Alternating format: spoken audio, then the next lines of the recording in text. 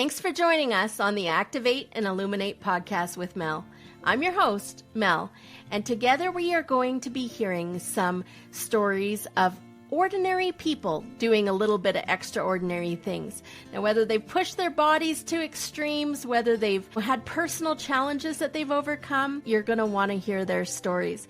So I will say, stay tuned to the end. That's where we ask some of the juiciest questions. And I would also invite you to like, share, and subscribe to anywhere that you listen to your podcasts. I would also invite you to join up for our newsletter on activateandilluminate.com. Thanks for listening, guys.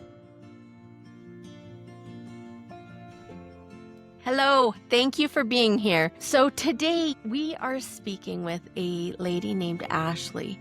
Now, Ashley is talking about a highly sensitive subject, one that's really hard and that a lot of people deal with, and that a lot of families struggle with, and that is impacting a ton of people. Ashley is sharing with us her story of enduring sexual abuse for quite some time as a young person from a family member that was trusted and close, and just how she dealt with that relationship growing up and what to do about this family member. This is a tough conversation. This is probably not one necessarily for young children to hear. It is not necessarily explicit, but it is sensitive. So I will tell you that we share her personal story, how she feels she's sharing this to help others, how to chat with our kids, how to maybe broach this topic and spread awareness so that they can know the signs. And we also talk a lot about instincts, intuition, how she's a cycle breaker in her family, and how this has impacted her health, just to name a few. So tap in. You're going to want to listen to Ashley, and I would invite you to, just as you're listening, show her some huge compassion for coming on and being so brave to share her story. Thanks so much. Today, I am joined by a lovely lady named Ashley, who we're going to be talking about some really hard stuff. We are going to be talking about sexual abuse by family members, and this may resonate with a lot of you, I'm sure. So, Ashley, welcome. Thank you for having me on the show, Melanie. Yeah, you're so welcome. And maybe just start us off by sharing whatever it is that you're comfortable to share. Yeah, I think I first found your footage because I work with Emma as a beauty boudoir ambassador, and I seen the podcast you guys had, and it just resonated with me that you bring people on your podcast, just activate and illuminate just different walks of life, and everyone has a story to tell. And I feel like everybody's story should be told because it can hit so many people out there and help them in ways that people don't even understand. So I have been coming out a little bit more about my story and sharing a little bit more of what I went through and how I've worked through it and overcome a lot of things, but also still having to take steps every day to continue on this healing path. And I think I always will be. So I don't know, where do you want to start at the beginning? Yeah, share with us now. I mean, obviously, this part of it that we're talking about is, a big part of your life. Maybe just share with us, from the sexual abuse standpoint, like when did it start happening? Was this like from family members? Was this, maybe just share with us a little bit of your background and why you wanted to talk about this subject. Yeah. So when I was first, I want to talk about the subject because I want to bring awareness and I want people to know that they're not alone. And I just feel like there's so much power in sharing my story so I can help others. And it's taken me a long time to get to this point where I'm ready to share. For so long, it was just like a big secret. Not that I was trying to, have this persona of like a perfect family, but because it was tied into my family, it was very difficult because, I wanted to have that closeness within my family because it was all I knew. So I wanted to protect that. But at the same time, I didn't realize that I was like just slowly dying inside from having to live in survival with this person still in my life. When I was 8 years old, I was sexually assaulted by a family member, and it was somebody that was entrusted to watch me, and it um, just goes to show like it can happen with anyone. Like it's really hard to, to trust. You just have to be really careful who you trust, is what I'm trying to say. It's always difficult to talk about. I feel like I've come so far, but then when I really start talking about it again, it kind of brings up all those feelings, but it's good to get it out. But yes, I was 8 years old and I was trusted with somebody to watch me. And some things happened that shouldn't have happened. At the end of all of it, there was like a pinky promise saying that I wouldn't tell anybody, and then had bought me McDonald's after as like I'll buy you McDonald's, don't tell anybody, let's do a pinky promise. And it was the very next day that I guess I came out of the shower and I was kind of chewing my towel, and my mom had asked me, is everything okay? And I had expressed to her what had happened. And I think because it was somebody within the family, it added that extra layer where she almost felt like, well, what do I do in this situation? Because I love both of these people. And I don't think she really knew what to do with it. But my older sister got news of it, and she is the one who took me to the cops, and we filed a report. And he did serve some time in the remand center. And it was like, I think it was like 5 months of going on the weekend, still being able to wear regular clothes. And then when he was released, that the person, it's always just so hard to, sometimes I just want to say who it is because it's so difficult to fully explain my story. But for some reason, I'm still almost like protecting them, even though I don't talk to them anymore, but I still deeply care for this person and love them so much. That's what makes it difficult. But when he was done serving his time, my mom kind of thought it would be a good idea to, you know, just get everyone back together and kind of move forward. And I remember that lunch being so awkward where I had to go and meet, and I was still just so young. And after that, he was kind of just right back in the family. Is Throughout he the still? year, he is still in the family. Yes. Yeah. So he is still in the family, and throughout the years, he would continue kind of, doing inappropriate things. I remember going to their house and their cat had kittens, and then he had, flashed me with his house coat and would call me in the evenings with like porn music in the background, and just continuing to do things that made me feel uncomfortable. And I would, tell my family what was going on. And I think it was kind of like, hey, we'll talk to him. And really, it was kind of just brushed under the carpet, and things should have, like, he should have never been able to be back in my life. And that shouldn't have been a decision that I even had to make looking back. I don't like envy my mom or hate my mom or my family for allowing him back in my life. I get like working on myself and working on this healing journey. I see, you know, you see your parents as they're doing their best too, and everything that they have gone through, and they didn't have the tools or the resources. Should she have known it was wrong to bring him back 100%? But I'm not going to hold a grudge, and I'm old enough now that I can make my own decisions to, cut those people out and put boundaries in place that are going to protect me and my family now. But yeah, so yeah, he was kind of back in my family. Um, it took me having kids to finally make that shift. And it's sad that I couldn't do it just for myself. But once I had kids, that was the true catalyst to be like, it put me in like even higher survival, because these are people that we would go to the lake with. We would share the space with them. My kids were young. Kids are, innocent. They're running around. They whip off their clothes to put their bathing suits on. And these were all moments that were taken from me, and I wasn't able to be fully present because I was reacting to be like, hurry, come here, like come over here and put your clothes on and don't sit here.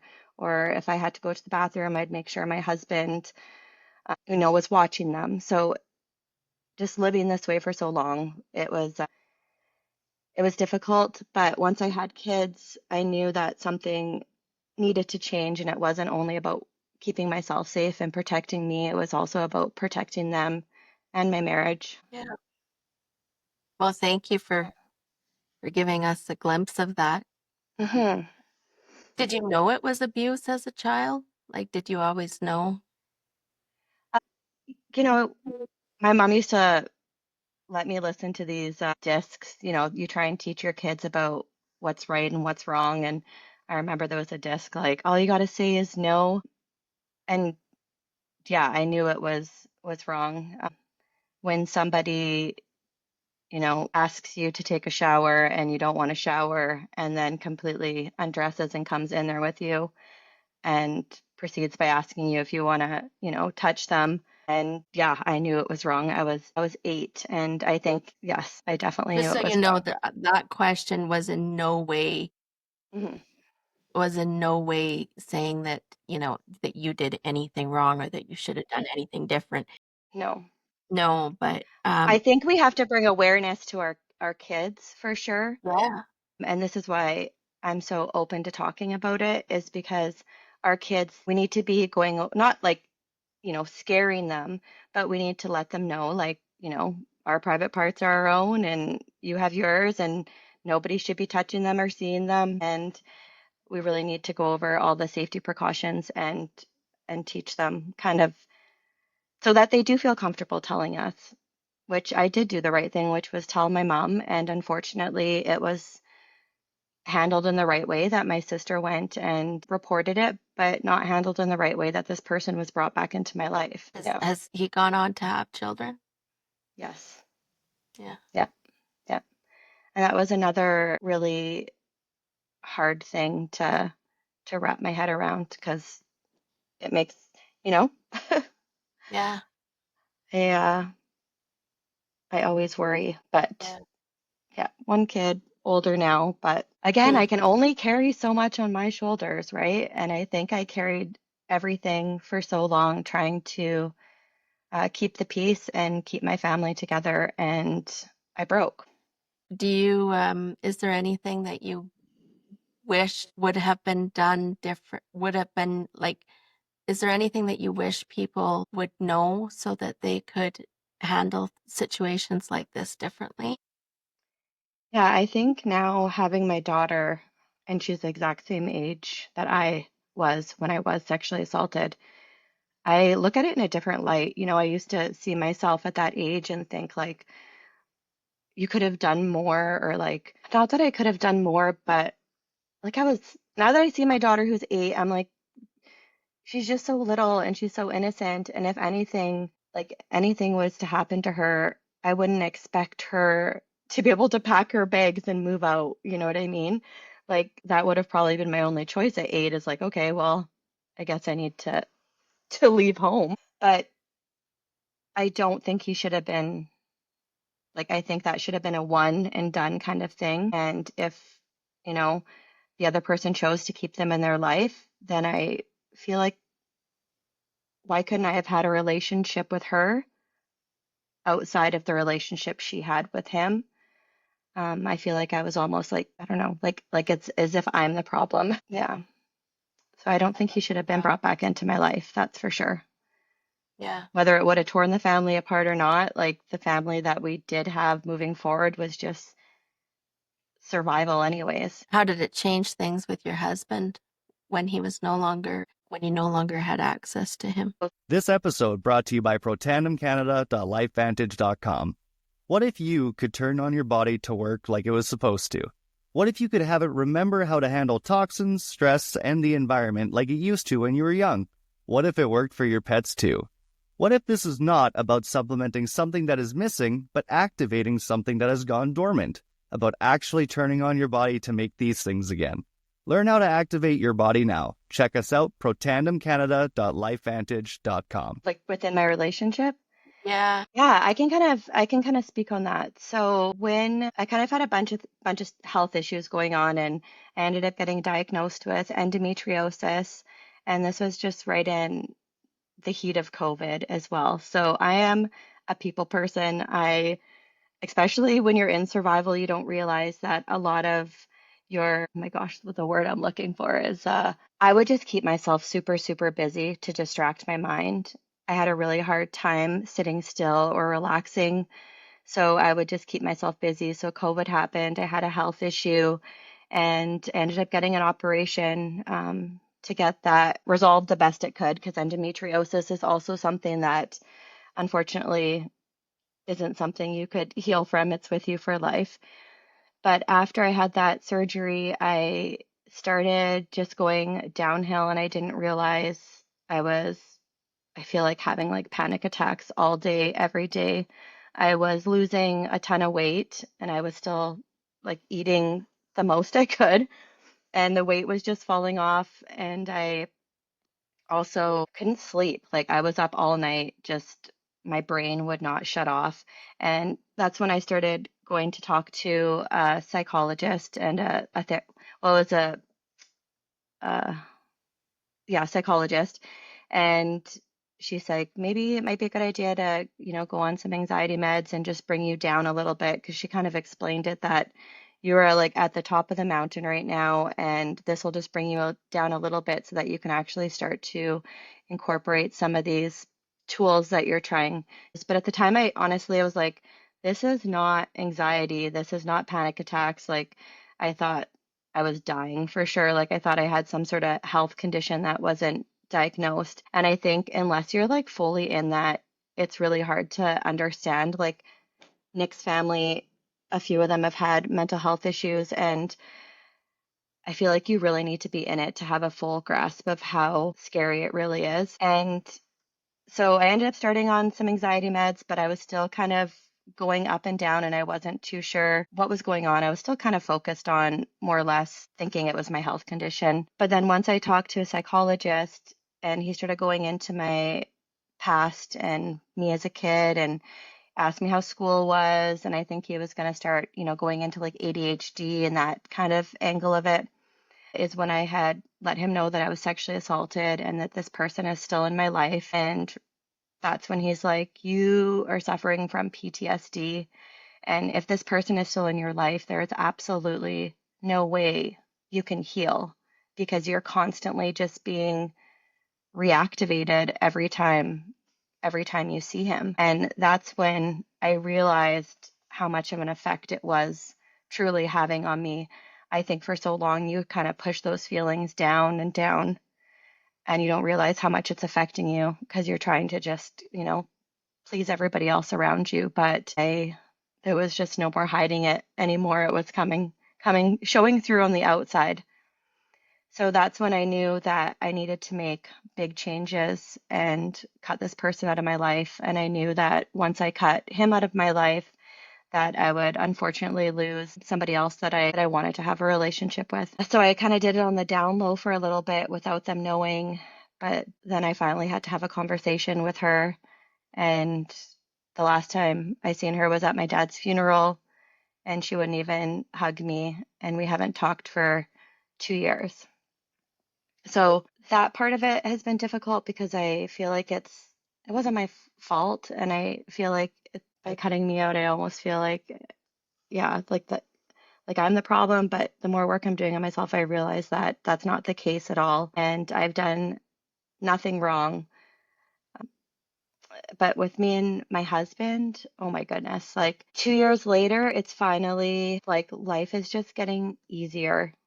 It's getting easier to the point where I am starting to have those moments of relaxation and peace and zen and just like feeling at ease, which is something that I've never really experienced. I used to have such a hard time just sitting and doing nothing. I'm like, how can you just sit on the couch and watch TV for 2 hours? Like, that was not me at all. I would like book up my schedule, keep busy, where now I'm like actually enjoying those moments. It's taken a long time because I think if you live live in survival for so long, it's not easy to enjoy those relaxing moments because those relaxing moments almost feel traumatizing because it's like, well, what's going on?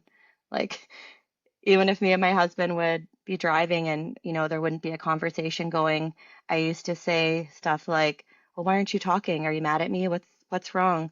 And now I'm like, nothing's wrong. We can just sit in peace and doesn't mean anything's wrong.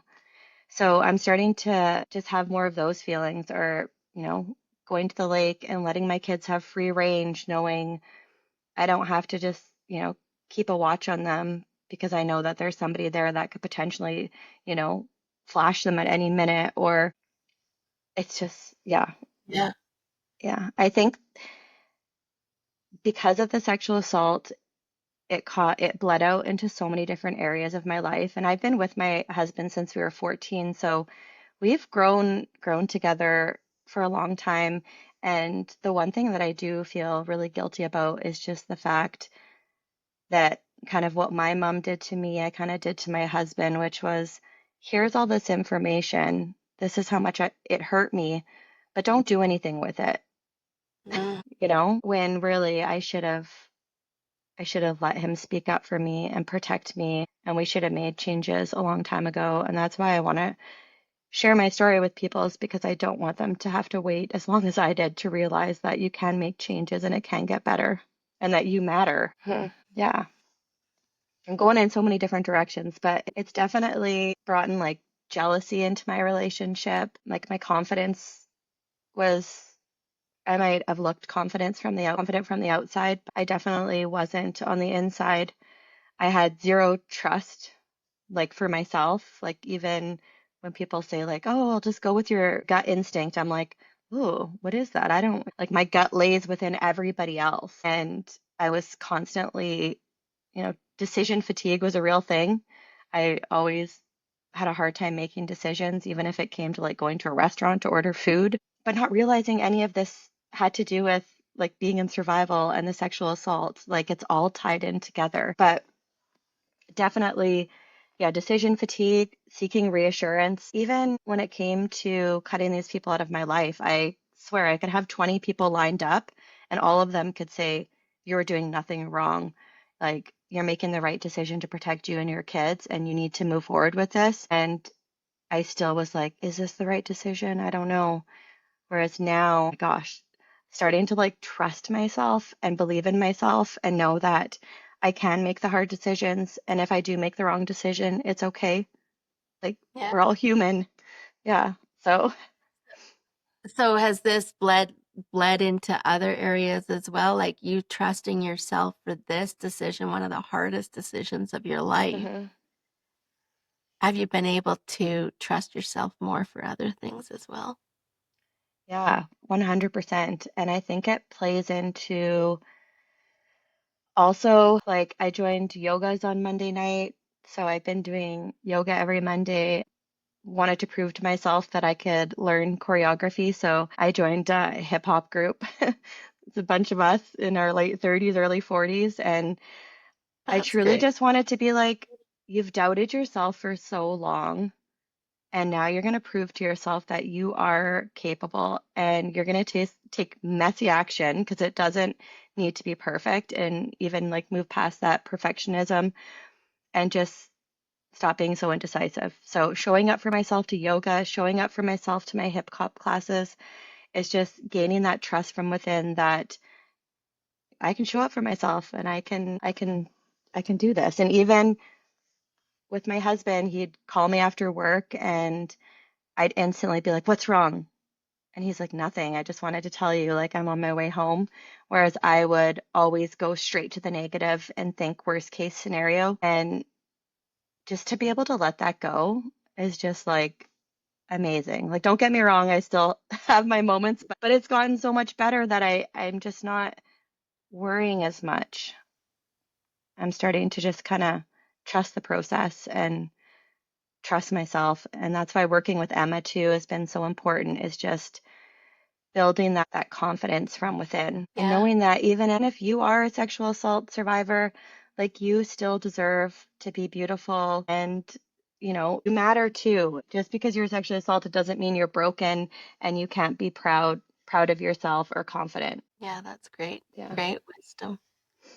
So, as far as any advice that you would have to parents, to like any red flags? I think just make sure that you are trusting who you're leaving your kids with. And that also means like getting together with any family members or any friends as like a group setting, and just be aware of your surroundings and truly listen to your kids. Like when you tuck them into bed and have conversations with them, if you actually take that extra 5 minutes to just lay there with them, you'd be amazed at like all of the stuff they end up telling you or opening up about.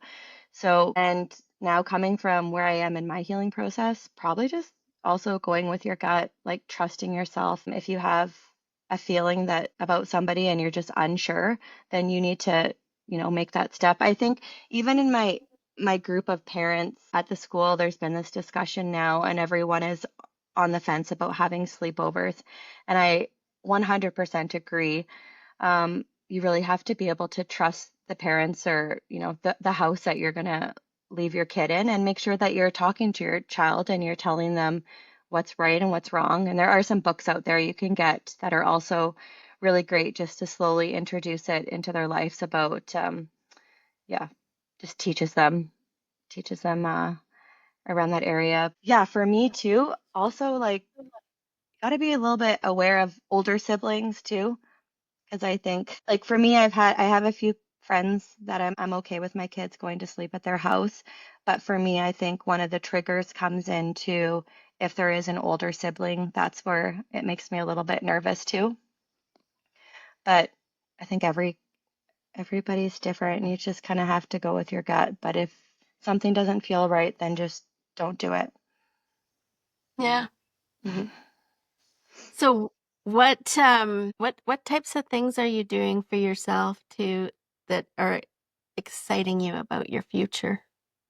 Yeah. So I think through this whole growth process and finally choosing me, I've been able to carve time out for myself. And that's something I used to feel very guilty about, just being away from the kids or, my husband. But now I'm realizing that it's okay to take a night for yourself, and that's what's going to help you be the best version of you and with your family. So taking time for yourself. I've gone for tons of therapy. I like rapid eye movement therapy was something that truly, truly helped me in my healing process. Group therapy is amazing. Everyone gets to kind of share their story and you get to hear different perspectives, and you're not really allowed to give advice to other people, but that is where I could truly see myself from the outside, because I could see myself in so many other people and I could see how they were struggling. And I was like, Ashley, this is you. And you just want to tell them, like, make these changes and life could get better. But it's so hard to tell yourself that. So by going to these group therapies and actually seeing other people talk, it's helped me in so many ways. And one reason, because I did start my own podcast as well. So that was pretty exciting. And I just constantly want to be bringing people on who inspire me, who have stories to tell or spread awareness, and just celebrate them as a human, because I feel like we all need to be celebrated. So continuing with my podcast, continuing with my Instagram page, just continuing with growing and learning. And I'll talk to anybody about self-help. Like, I feel like it's never ending, and it's something that we always have to continue working on. But what else was I going to say? Oh, the reason why I started the podcast and the Instagram page, though, is when I went to one of these group therapies, this girl, at the very end of it, we're allowed to say our goodbyes, because everyone kind of starts and finishes at different times in the group. Like, you might start in week 3, but someone's starting in week 6. So when it's your time to leave, they let everybody speak up and say something, say their goodbye to you. And there was this younger girl, and she said to me, listening to your story in so many moments was triggering, and I wanted to leave, but I stayed and I listened. And she said it's because it resonated so much inside, because she was also sexually assaulted by a family member that was still in her family. And she just thanked me for sharing, and she didn't think anybody else was going through it. I mean, there's people who have been sexually assaulted, and not saying one way or the other's, worse, but I think it's a whole new level when it's somebody who sexually assaulted you who is still in your family versus somebody that you never have to see again. It just brings a different layer. So by listening to her, I was like, oh my goodness, although the scar is there, it's not opened, where I'm at a point in my healing journey where I just want to share so that other people can make these changes, and maybe they don't have to wait till they're 38. They can do it sooner so they don't miss out on those just moments with your family. Like, I missed out on so much of my kid's life because I was just in survival and I wasn't present. Does that Yeah. answer your question? I kind of went in a different direction. Yeah, no, that's okay. So tell me, how has this impacted your family? Like, has this given the rest of your family more of a voice as well? Like, how has this impacted, for example, your, and I don't want to necessarily bring other people into this Mhm. conversation that aren't here, but has this given other people more of a voice? Yeah, so the family dynamic is a little bit like when this all kind of started going down, my dad actually passed away, and my dad was the one person that kind of held the lake together. He was there, so we'd all go out there to visit him. So my dad passed away, but then also this is when I chose to cut them out of my life. And there's not really too many people left in my family. The only person would be my mom, and I think she definitely still has a little bit of a hard time with it. And she's realizing now there's even certain things, like, as much as I want to know what's going on in their life, sometimes it makes me spiral still. So I almost have to like shut her down and be like, sorry, I just can't hear about this right now. So it's, yeah, I don't know. That must be heartbreaking for you. Yeah, it's definitely difficult. Yeah, so hard because I feel like it's so hard to explain it when I'm not saying names, and I will get to that point where I feel ready. Just, I understand. mhm. Yeah. But So, yeah, oh, go ahead. no, it's definitely like when I first said that I needed to cut these people out of my life, I think my mom had a hard time understanding. Like, she just knew things would be different, and I think she still enjoyed getting together with all of us, and I know that that was a big change for her. But I think she's also broken in a lot of ways too, where the odd time I can see it in her that she's like, this is a problem, but then other times she just kind of pushes it down. And I know it's not easy to want to help people that don't want to be helped or they can't see it, right? Like, it's taken me a long time to get to this point, and I know how much work that I've put in and how much work I need to continue doing, that for some it's not that easy to explain to them, like, this is what you're processing or these are the emotions you're feeling. Even that one course I went to was regarding like emotional regulation. These are things that I don't want to say like we learn about feelings in school and stuff, but I feel like there should be like a more in-depth course of how these feelings make you feel and how you react on the outside. And that course just made me see things in a different light too. And I think a lot of people don't know how to process their feelings, and they just push them down and they run from them. And I look at my mom and I see me, which is she can't sit still. She's go, go, go, go, go. And I've had to put a lot of boundaries in place, which another thing, boundaries, didn't know those existed until recently. So I'm slowly working the boundaries in. And when you've never had boundaries with people, it's also difficult because they like the old you that they could just say or do whatever they want. And slowly having to introduce those into our relationship has been hard. Like, if my mom comes to my house and, she's anxious, she kind of starts pushing that off onto me. And now I've had to be like, whereas before it would get me going and then I'd start worrying. Whereas now I'm like, Mom, I don't know what caused you to get anxious, but this is yours. Like, and I'm having a good morning here and I don't want to become stressed out. Like, Doesn't mean I don't listen to her when, she's having a hard time, but I have to know that it's okay to not always be that person for someone, to just let them dump everything on you, especially if you're not able to, like if you're at your capacity already, like I don't know. I'm realizing now you really need to ask somebody permission. Do you have space for this right now that I can talk to you about this? Because you don't know what's going on in a person's life, right? And Yeah. yeah, so I feel like I've had to place some boundaries in that aspect as well. So tell me about your health issues as much as you Mhm. want to. Do you feel like any of those have changed since you've been able to process some of this trauma and PTSD in a way? Like, did any of those health issues changed as some of those unresolved feelings did? This episode brought to you by bizbloomer.com. Bizbloomer.com is your friend to small and local businesses, a platform and directory that provides exposure and support to small ma and pa type stores or local entrepreneurs, helping them make an impact in their own local communities. Bizbloomer.com is taking the corporate out of business and helping small businesses become relevant and essential again. Businesses can get started for free. Search for BizBloomer businesses in your area. Check them out today.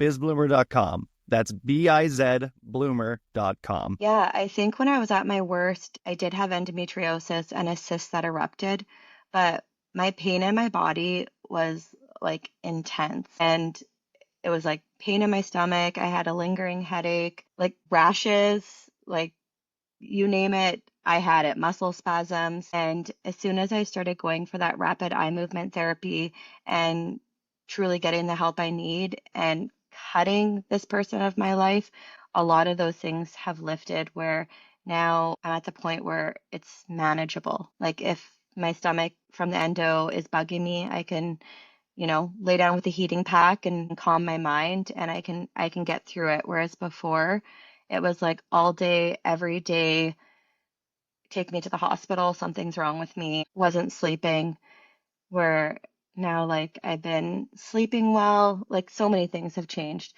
But I also, make sure that I do a lot of self-care as well with like meditation, yoga, certain things just to keep me in that Zen mode kind of. But yeah, it is crazy when you feel that survival in your body and all of the things.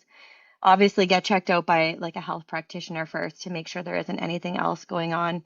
But once I got everything checked out, um, so many of those symptoms slowly started subsiding. Interesting. Hmm. I always feel Yeah, like so much of our physical health is a reflection of our internal health. 100%. And our internal health can be often a reflection of our physical health. It's so symbiotic, right? Yeah, they're all connected for sure. And like you said, you need to heal from the inside out a lot of the times. Yeah. Yeah. And just like that vagus nerve, like it's running through your whole body. So when it is like fired up, it's going to make everything, um, glitch. Whereas Yeah. if you're finally in that calm mode, it's like a light switch that you can figure out ways to just put calmness back in. Yeah. Do you see anything moving forward from this? Like, are you able to see any of the benefits that this experience has brought, or any ways that you could help others? Or I guess my question is, are you able to see any blessings from this experience? Yes, like 100%. I think if I would have stayed where I was, I wouldn't be able to enjoy life the way I am now. And I just want to share so people know that they're not alone and it's not okay. For so long, I feel like I compared my stories to other people's, thinking like, well, it could have been worse or it wasn't bad enough. And you kind of like downplay it in your mind. But if you think about like a car accident and two cars getting into an accident and one being completely demolished and that person walks away 100%, and then you get into like a fender bender and that person's left with like two broken arms, Yeah. Like you, every everybody processes things differently, and it doesn't like any story matters. Doesn't matter what's happened to you.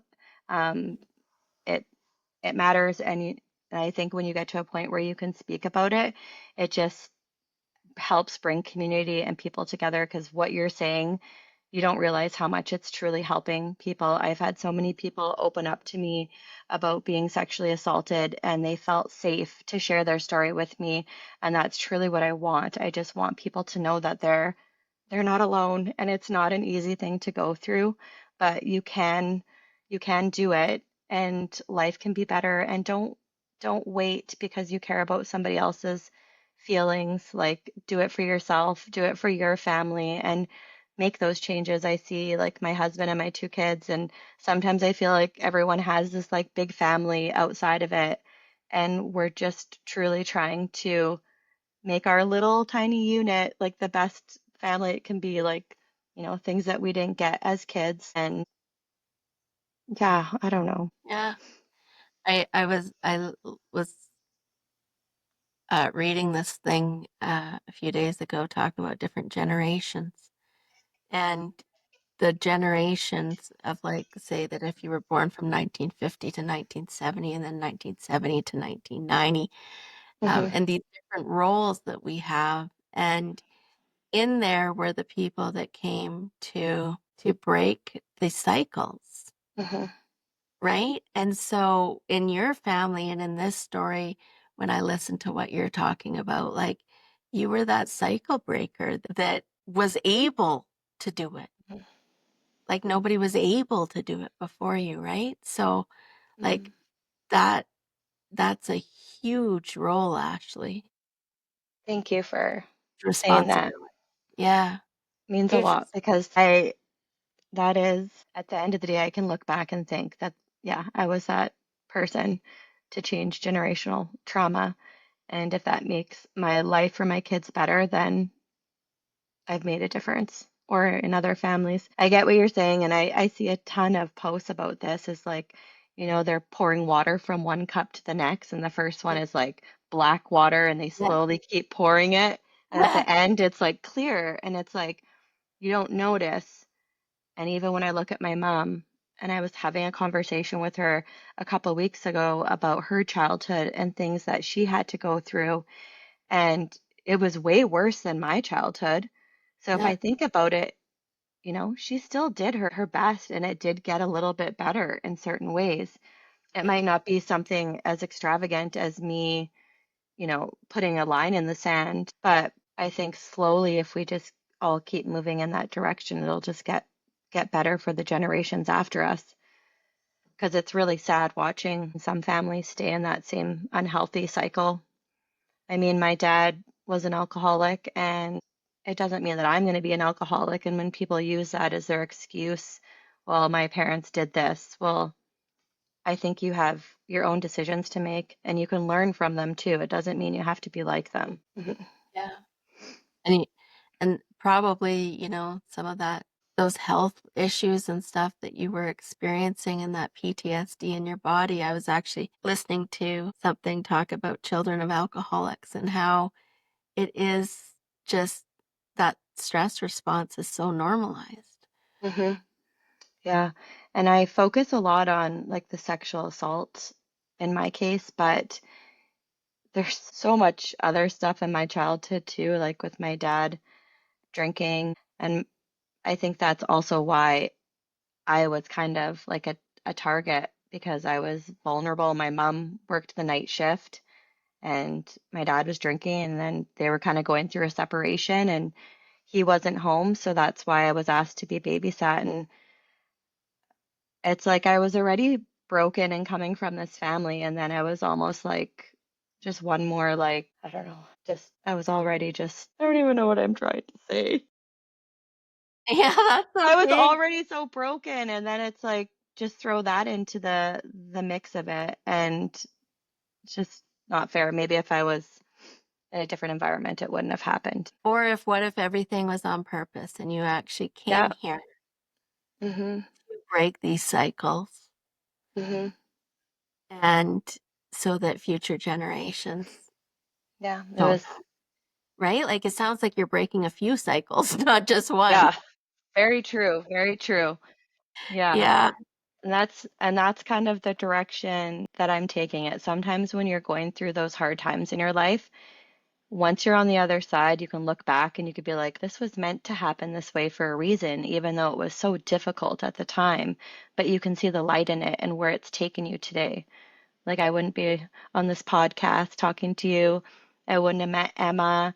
Like, there's people in my life that are no longer in it, but it made room for the people that are just like making me a better person and helping me along this journey. I heard friendships, and when you leave a friendship or you have a friendship break up or you have a friendship end, I heard it described some time ago as being like, okay, the contract's over Mm-hmm. and it's complete. And it's complete.